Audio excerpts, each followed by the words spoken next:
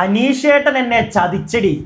അനീഷേട്ടനാണ് എൻ്റെ പേര് നോമിനേഷനിൽ പറഞ്ഞത്. നമ്മുടെ അനുമോള് ആദിലയോട് പറയുന്ന ഒരു ഡയലോഗാണിത്. ബിഗ് ബോസ് സീസൺ 7 ലൈവ് അപ്ഡേറ്റിലേക്ക് ഏവർക്കും അങ്ങോട്ട് സ്വാഗതം. അപ്പോൾ നമ്മുടെ നോമിനേഷൻ പ്രക്രിയ, ഈ ആഴ്ചത്തെ നോമിനേഷൻ കഴിഞ്ഞിരിക്കുകയാണ്. നമ്മുടെ അനീഷേട്ടൻ വന്നിട്ട് ഒണീലിൻ്റെ നെവിൻ്റെയൊക്കെ പേരാണ് പറഞ്ഞത്. നെവിൻ്റെ കാര്യത്തിൽ അനീഷേട്ടൻ പറയുന്ന ഒന്ന് രണ്ട് കാര്യങ്ങളുണ്ട്, വളരെ വാലിഡ് ആയിട്ടുള്ള പോയിന്റ് ആണ്. അതിൽ ഒന്നാമത്തേത്, നമ്മുടെ ഫാക്ടറി ടാസ്കിൽ മറ്റേ അയ്യോ എന്ന് പറഞ്ഞവിടെ കിടന്ന് കരയുന്നുണ്ടായിരുന്നല്ലോ. അത് കൂടാതെ അത് ഇടയ്ക്ക് വെച്ച് ഇറങ്ങിപ്പോവുക, പിന്നെ ഇടയ്ക്ക് ടാസ്കിൻ്റെ ഇടയ്ക്കൊക്കെ പോയി ഭക്ഷണം ഉണ്ടാക്കുക, പിന്നെ എല്ലാവർക്കും കൂടെ വേണ്ടിയുള്ള ഭക്ഷണമാണ് അത്. ഒരു ഒരു ഒരു എന്താണ്, ബാക്കിയുള്ളവർ കഴിച്ചോ ഇല്ലയോ എന്നൊന്നും തിരക്കാതെ കയറി സ്വന്തമായിട്ട് ഇഷ്ടമുള്ളപ്പോൾ അങ്ങ് ഉണ്ടാക്കി തിന്നുക. ഇങ്ങനത്തെ പരിപാടികളൊക്കെ കാണിക്കുന്നതുകൊണ്ട് തന്നെ നെവിൻ പുറത്തേക്ക് പോകണം എന്നാണ് നമ്മുടെ അനീഷേട്ടൻ പറയുന്നത്. കൂടാതെ അടുത്തത് ഒണീലിൻ്റെ പേരും പറഞ്ഞിട്ടുണ്ട്. അത് കഴിയുമ്പോഴത്തേക്ക് നമ്മുടെ അനീഷേട്ടൻ ഈ കൺഫെഷൻ റൂമിൽ നിന്ന് അങ്ങോട്ട് എണീറ്റ് പോകുന്നതിൻ്റെ മുമ്പായിട്ട് ബിഗ് ബോസിനോട് എണീറ്റ് പോയി, എന്നിട്ട് വീണ്ടും തിരിച്ചു വന്നിട്ട് ഇരുന്നിട്ട് ബിഗ് ബോസ് ഒരുപാട് നന്ദിയുണ്ട് കേട്ടോ, ഒരു ട്വിസ്റ്റൊക്കെ നടത്തി എൻ്റെ ഫാമിലിയൊക്കെ എന്നെ കാണിച്ചു തന്നു, അവരെ കൊണ്ടുവന്നു, ഒരുപാട് നന്ദിയുണ്ട് എന്നൊക്കെ അനീഷേട്ടൻ പറയുന്നുണ്ട്.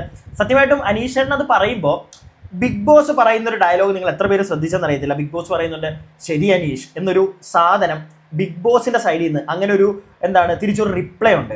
നിങ്ങൾ എത്ര പേര് ശ്രദ്ധിച്ചു എന്ന് എനിക്കറിയത്തില്ല. മിക്കപ്പോഴും അനീഷിനോട് ഒരു സ്നേഹം, എവിടെയോ ഒരു സ്നേഹം ബിഗ് ബോസിനുള്ളതായിട്ടൊക്കെ എനിക്കും തോന്നിയിട്ടുണ്ട്. പക്ഷെ ഇന്ന് നമ്മുടെ ആ ഒരു ടാസ്ക് ഉണ്ടല്ലോ, കുടുംബം വന്നപ്പോഴത്തേക്ക് ഒരു ടാസ്ക് കളിപ്പിച്ച്, അതിനുവേണ്ടി നമ്മുടെ അനീഷേട്ടൻ്റെ ഞാൻ അറിഞ്ഞത് വെച്ച് കല്യാണ ഫോട്ടോ, കല്യാണ സമയത്ത് കല്യാണ വേദിയിലേക്ക് പോകുന്നതിന് മുമ്പ് കുടുംബമായി നിന്ന ആ ഒരു ഫോട്ടോയാണ് ബിഗ് ബോസ് അവിടെ നമ്മുടെ പസിൽ ചെയ്യാൻ വേണ്ടിയിട്ട് കൊടുത്തത്. അത് പുള്ളിയെ മാനസികമായിട്ട് തളർത്തിയിട്ടുണ്ടെന്നാണ് എനിക്ക് മനസ്സിലാവുന്നത് കേട്ടോ. കാരണം ആ ഒരു ഫോട്ടോ വേണ്ടായിരുന്നു, വേറെ ഏതെങ്കിലും ഫോട്ടോ യൂസ് ചെയ്യായിരുന്നു. പുള്ളിയെ മാനസികമായിട്ട് തളർത്തുന്ന, പുള്ളി അതിനകത്തു നിന്നൊക്കെ ഒരുപാട് സമയമെടുത്തു. എനിക്ക് അറിയാൻ സാധിച്ചത് അങ്ങനെയാണ്.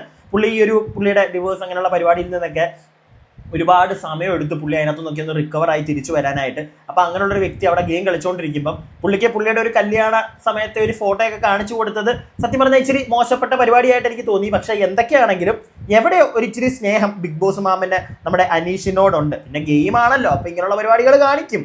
അപ്പോൾ എന്താണെങ്കിലും അതിനകത്തു നിന്നൊക്കെ അനീഷ് ഒന്ന് ഉണർന്ന് നല്ല ജീവനോടൊക്കെ വന്നിട്ടുണ്ട്. പക്ഷേ അനീഷേട്ടൻ്റെ അമ്മ ഒരു ഡയലോഗ് അടിച്ചിട്ടുണ്ട് അനീഷേട്ടൻ്റെ അടുക്കൽ.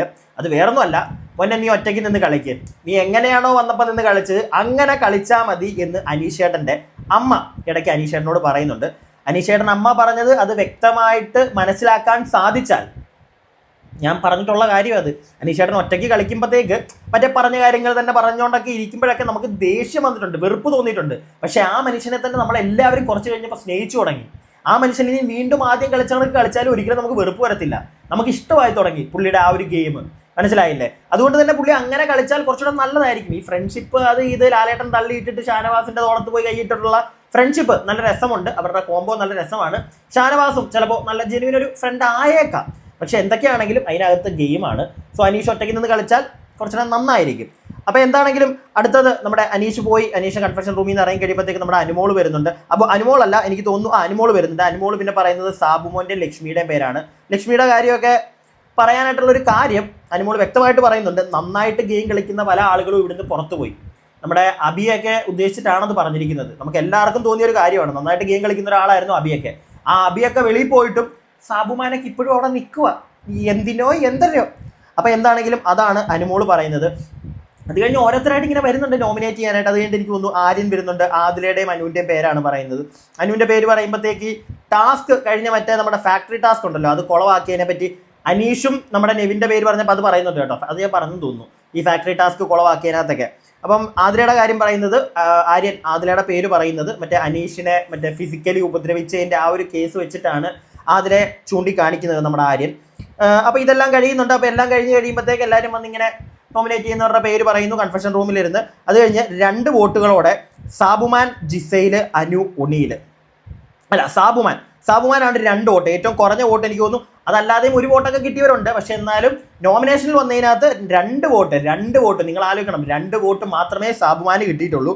ജിസൈൽ, അനു, ഒണീൽ, നെവിൻ, ആദില, നൂറ, ഇവർക്ക് ഇത്രയും പേർക്ക് 3 വോട്ട്. ലക്ഷ്മിക്ക് 5 വോട്ട്. അങ്ങനെ ഇവർ 3, 4, 5, 6, 7 പേരാണ് നമ്മുടെ നോമിനേഷനിൽ ഇത്തവണ വന്നിരിക്കുന്നത്. നമുക്ക് കണ്ടറിയാം ഈ ആഴ്ചയെങ്കിലും സാബുമാൻ ഞാൻ അറിഞ്ഞോടം വെച്ച് കുറച്ച് നല്ല രീതിയിലുള്ള വോട്ട് കിട്ടുന്നുണ്ടെന്നാണ് അറിയാൻ സാധിച്ചത്. ഈ ആഴ്ച ഇനി എന്താവും നമുക്ക് അറിയത്തില്ല, കാരണം ഗെയിം കളിക്കുന്ന ഒരുപാട് ആളുകളുണ്ട് അതിനകത്ത്. മനസ്സിലായില്ലേ? എന്തൊരു സാധനമാണെങ്കിലും എന്തെങ്കിലുമൊക്കെ കാണിച്ചു നോക്കി. ഇപ്പം കഴിഞ്ഞ ആഴ്ച ആതിരയാണെങ്കിലും ജനങ്ങളെ വെറുപ്പിച്ചിട്ടുണ്ടെങ്കിലും ആതിര കോണ്ടന്റ് അവിടെ കൊടുക്കുന്നുണ്ട്. നൂറയാണെങ്കിലും അതിനകത്തൊക്കെ തീരെ അങ്ങോട്ട് കോണ്ടന്റ് കൊടുക്കാതെ പോകുന്ന ഈ സാബുമാനും ലക്ഷ്മിയൊക്കെ ഉള്ളൂ. ലക്ഷ്മിയും അവിടെ എവിടെയൊക്കെ ആയിട്ട് എന്തെങ്കിലുമൊക്കെ കാണിച്ചാലേ ഉള്ളൂ. പിന്നെ ഇത്തിരി കുത്തിത്തിരിപ്പും അത് ഇല്ലാന്നൊന്നും ഞാൻ പറയുന്നില്ല. ഇന്ന് തന്നെ ആവശ്യമില്ലാതെ നമ്മുടെ നെവിനെ ബൂസ്റ്റ് ചെയ്യുക എന്തിനാണെന്ന് എനിക്ക് പിടി കിട്ടുന്നില്ല. ഈ LGBT അതിൻ്റെയൊക്കെ വോട്ട് കിട്ടാൻ വേണ്ടിയിട്ടാണോ എന്ന് എനിക്കറിയത്തില്ല. ആ പരിപാടി നല്ല രീതിയിൽ ലക്ഷ്മി നടത്തുന്നുണ്ട്, ഞാൻ പറയാം. അപ്പോൾ എന്താണെങ്കിലും ഈ നോമിനേഷൻ ഇത്രയും പേരേ ഉള്ളൂ എന്ന് പറഞ്ഞു കഴിഞ്ഞപ്പോഴത്തേക്ക് നമ്മുടെ ആര്യൻ്റെ ഒന്നും പേരില്ല. ആര്യൻ, അനീഷേട്ടൻ, പിന്നെ ആരാ നമ്മുടെ ഷാനവാസ്, ഇവരൊക്കെ രക്ഷപ്പെട്ടു, അക്ബറും ഒക്കെ. അപ്പോൾ ആര്യൻ ഇത് കേട്ടപ്പോഴത്തേക്ക് അങ്ങോട്ട് തുള്ളിച്ചാട്ടവാ. അവിടെ കിടന്ന് തുള്ളിച്ചാടി മറിഞ്ഞ് എൻ്റെ പൊന്നെ ബിഗ് ബോസ് താങ്ക് യു, കുടുംബാംഗങ്ങളെ താങ്ക് യു, എല്ലാവരോടും ഞാൻ നന്ദിയുള്ളവനാകുന്നു, ആദ്യമായിട്ടാണ് ഞാൻ വന്നിട്ട് നോമിനേഷനിൽ വരാത്തതെന്നൊക്കെ പറഞ്ഞ് അവിടെ കിടന്ന് വലിച്ചു കീറി കൂന്നത് കണ്ടു. അപ്പോൾ എന്താണെങ്കിലും എന്തായാലും ആവട്ടെ, ആര്യൻ നന്നായിട്ട് ഗെയിം കളിക്കുന്നുണ്ടെങ്കിൽ അതിനകത്ത് നിൽക്കട്ടെ. ഓക്കെ, എനിക്ക് അത്രേ പറയാനുള്ളൂ.